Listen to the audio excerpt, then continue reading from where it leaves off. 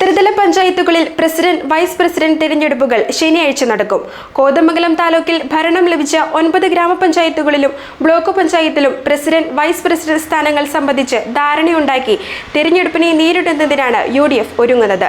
സ്ഥാനങ്ങൾക്കായി ഒന്നിലേറെ പേരുകൾ സജീവമായി ഉയർന്നുവന്നതും വിവിധ നേതാക്കൾ തങ്ങളുടെ നോമിനികൾക്കായി സമ്മർദ്ദം ചെലുത്തിയതും മൂലം UDFിലെ ചർച്ചകൾ നീണ്ടു. കോതമംഗലം താലൂക്കിലെ UDF ഭരണത്തിലെത്തിയ പഞ്ചായത്തുകളിൽ പ്രസിഡന്റ് വൈസ് പ്രസിഡന്റ് സ്ഥാനങ്ങൾ സംബന്ധിച്ച് മാരത്തോൺ ചർച്ചകളാണ് നടത്തിയത്. ചിലയിടങ്ങളിൽ രൂക്ഷമായ തർക്കവും നേതാക്കൾ തങ്ങളുടെ നോമിനിക്കായി ശക്തമായ സമ്മർദ്ദം തുടർന്നതുമാണ് ചർച്ചകൾ നീളാൻ കാരണമായത്.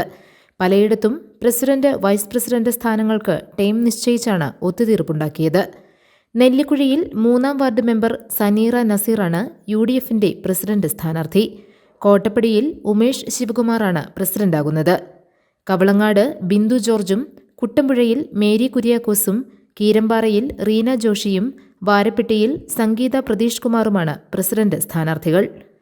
പല്ലാരിമംഗലത്ത് മുസ്ലിം ലീഗിലെ PK മൊയ്തു തന്നെയാണ് പ്രസിഡന്റ്. പിണ്ടിമനയിൽ KP ജോർജിനെ പ്രസിഡന്റാക്കുന്നതിനാണ് ധാരണ.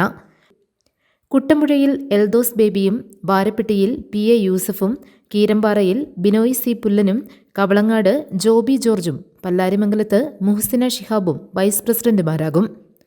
ബ്ലോക്ക് പഞ്ചായത്ത് പ്രസിഡന്റിന്റെ കാര്യത്തിലാണ് ചർച്ചകൾ ഏറെ നീണ്ടുപോയത്. ഭൂതത്താൻകെട്ട് ഡിവിഷനിൽ നിന്നുള്ള ജെസ്സി സാജുവിനെ മത്സരിപ്പിക്കാനാണ് ധാരണയായിരിക്കുന്നത്. GTV news.